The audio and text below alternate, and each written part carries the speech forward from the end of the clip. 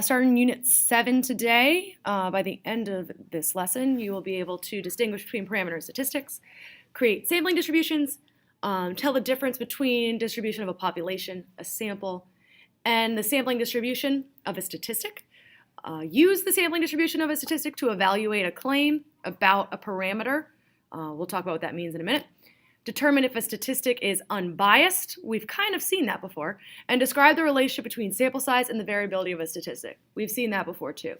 By the way, before we start, parameter, a little review. That was population. That's the stuff that goes with population.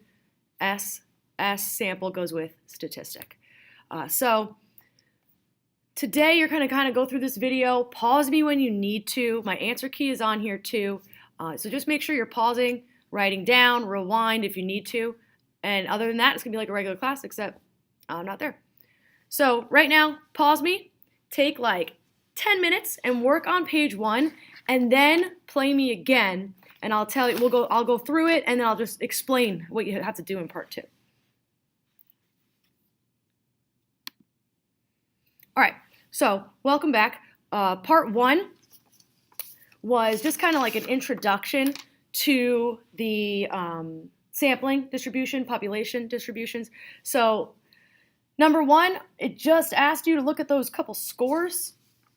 So one thing to notice is that this is a population distribution. This dot right here, that one dot, is one individual with a score of 90. That was the one kid that got a 90. For number 2, take a sample of any 2 scores. So yours might be different than mine, but I did 60 and 70. That mean of my sample was 65. This X bar here means sample mean. I'm going to start being super picky about your notation from here on out. So X bar means sample mean. That's why I wrote it in all of these. And actually, that's what's in your calculator too. If you've noticed, when you put in the sample, that's what comes up. So that means sample mean. Make sure you're using that if it is a sample mean. Taking a look at number 4, the dot plot. Notice how this is a dot plot of the means. Before was a dot plot of just those individual scores. This is of the means. So that's what's different. That's what we're looking at this unit. So this is our sampling distribution of X bar of our sample mean. And this dot now means it's one sample of 2 with a mean of 85, the 2 being the 2 scores, the 80 and the 90. So that's one sample with a mean of 85. Now these dots are representing the means of each sample, okay? So down number 5, what is the mean of the population? I just took all those numbers, divided by 4, 75. That's why I put this line here. And by the way, mu, make sure we're using that for population mean as well. All right. So a couple things before I tell you to pause, before I tell you what's in part 2, is this is not the first time you've seen this before, right? We've used these things back when we did Beyonce Day and Justin Timberlake to find the mean. So I'm going to show you those dot plots that we did in a minute. I kept them for a reason. But we've seen this before with finding the means, and we said, oh, this dot represents the average word length of one sample. That's what I'm talking about. Again, make sure that you are keeping up with notation. And a couple things about this. So I said before, you're going to be able to distinguish between those 3 things that sounded similar. This is a population distribution. Each dot represents one individual from the population. And we have a dot for each individual person. In a distribution of a sample, each dot represents one individual from the population, but we don't have every individual. So this one, population distribution, is when I have every single person in the population. A sample, a distribution, a sampling distribution, which you've seen before with the Beyonce, that's when there's a individual dot. Now, for one like this, for a sampling distribution is means. That's what we're looking at. It's when we have each one is a mean of a different sample. Each one is a mean of a different sample. okay? A sampling distribution represents multiple samples that were taken. So we're actually going to practice this again in part 2. Okay, so let me tell you what you're doing in part 2. After I tell you this, make sure you pause it and do it by yourself. So in part 2, what's going to happen is, well, we just looked at a very small class, the 4 kids. In reality, multiple people took this test. And yes, I made these grades up because no, they're not graded yet. You're going to take a sample of 5 students and record their scores. Up on the board, on my Algebra 2 trig board, there are a bunch of test scores. You're going to take a random sample of 5 and write down their scores on that line. Find the mean. You're going to do this 4 times. So your group is taking 4 samples. Just your group. You don't each have to do it. Your group needs to take 4 samples. My advice is that you each just take 1. Okay, so once you do that and you get your mean, go up to the front to the dot plot and put up your 4 stickers. 4 from your group, or 1 each. Once that's done, you're going to copy that down so you have it for the future. You are going to determine what each dot represents. You're going to figure out what you think the true average is of this test. And then you're going to talk about, is it biased? Is this evidence? And we're going to kind of tie this into old stuff. So please pause me and get started on this. And we will come back. Once you are ready, come back to the video, press play, and I'll go over it.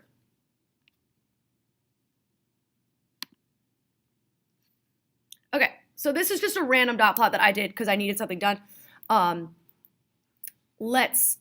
Your dot plot should look something like this. These numbers I put up here, you'll see later on.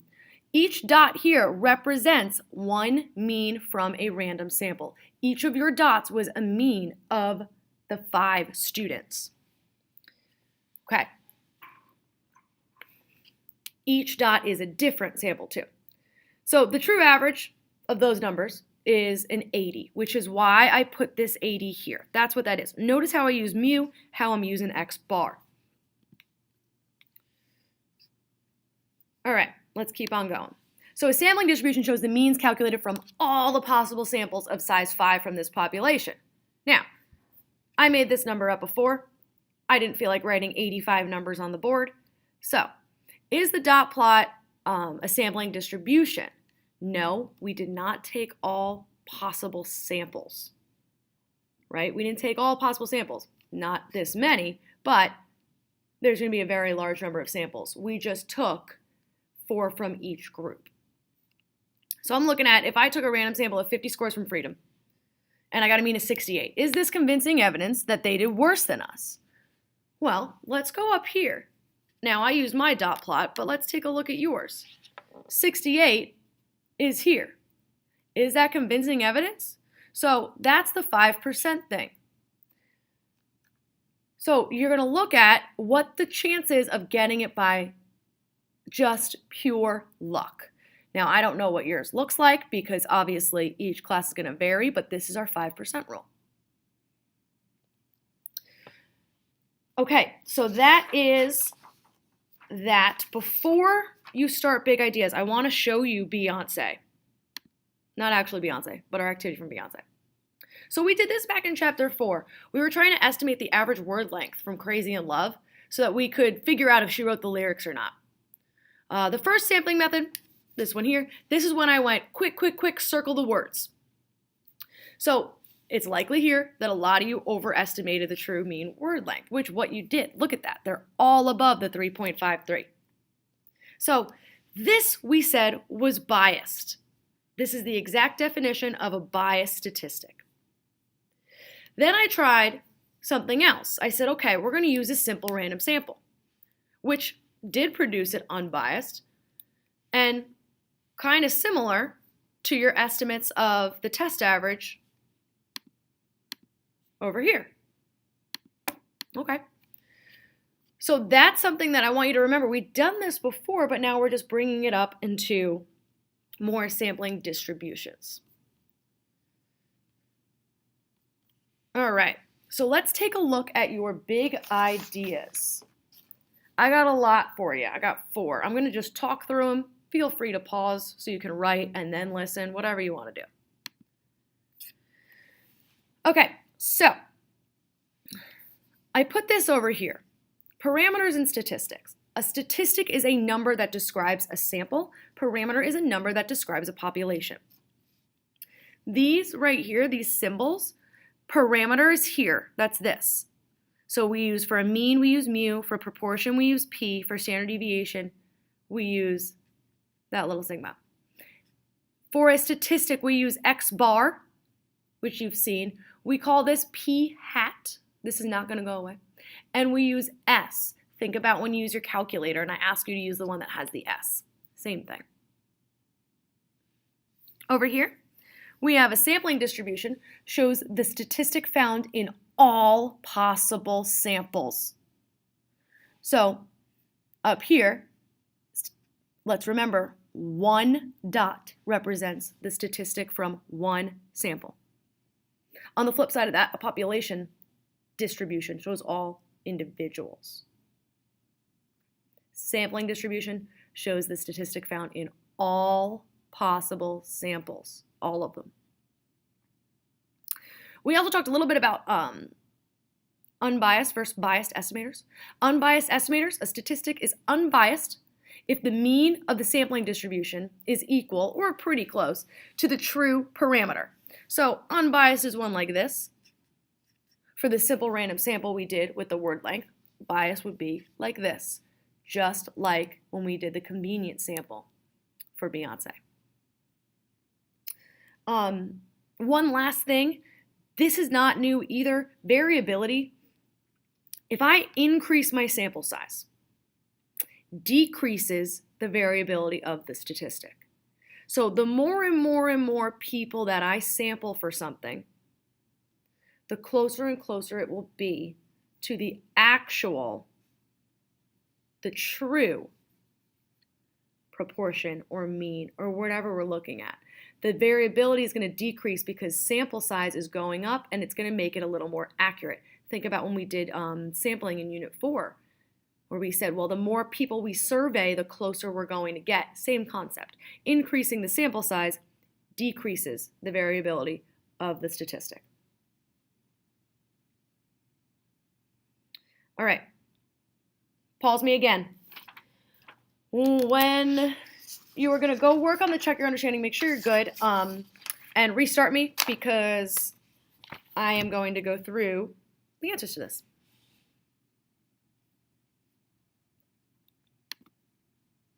All right, first one, population, parameter, sample, statistic. The population, which, by the way, population versus sample, we did this back in Unit 4.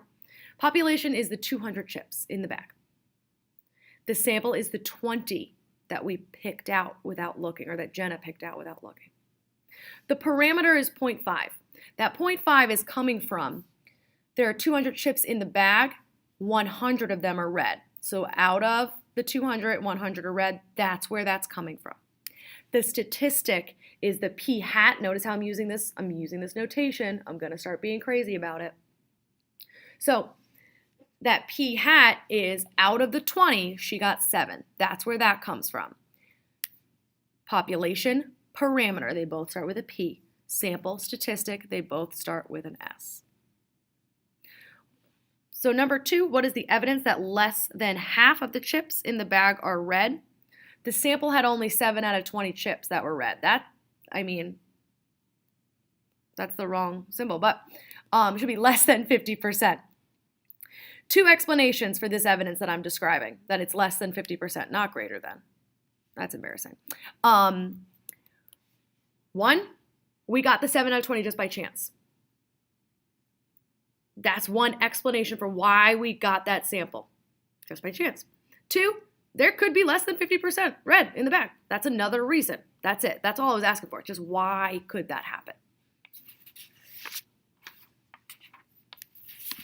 All right, number 4, we use technology to simulate choosing 500 simple random samples, because that's way too many, of n equals 20 from the population.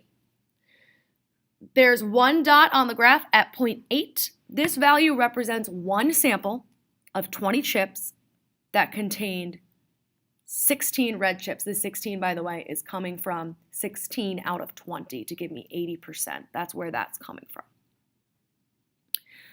5, asked me if it would be surprising to get a sample proportion of that 7 out of 20, which we got, or smaller, when P equals 0.5. So now we're saying, would it be surprising to get the sample we got when the population is what it is? Notice how similar to what we used to do with statistically significant. So in our case, I would say no, a sample proportion of 0.35 or less happened quite often. I mean, maybe not quite often, but here we are. It's not like it only happened once. It happened a few times. So no, probably not. Based on that answer, I would say there's a large enough chance that we get a sample proportion of 0.35 or less by chance. That's the 5% thing, right? It's greater than 5%. So there's a big enough probability that we're going to get that sample proportion of 0.35 or less by chance. You could have kind of looked at all that, or honestly, look at the bars itself. That's more than 5% of this. So that's the statistically significant thing. Statistically significant. There's a big enough chance that I can get that 7 out of 20 that I got just randomly. The part 2 goes with the part 2 from your notes. First of all, we got these 2 histograms. Population median is here. I pulled that from here.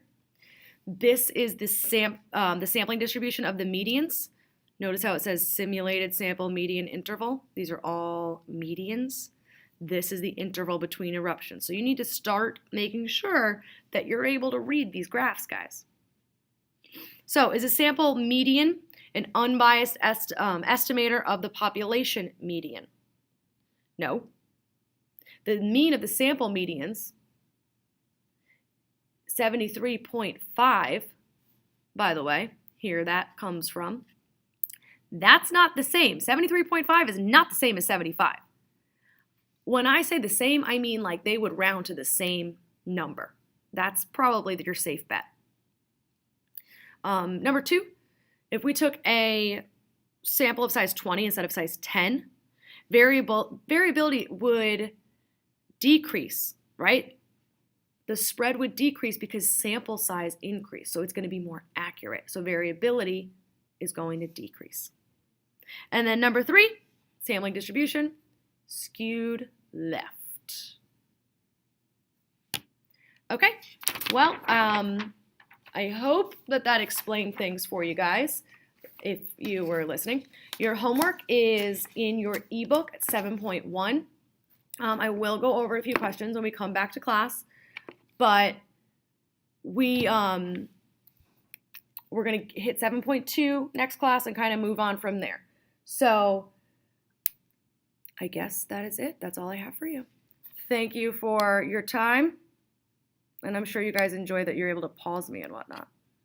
All right, see you next time. Be good for the sub.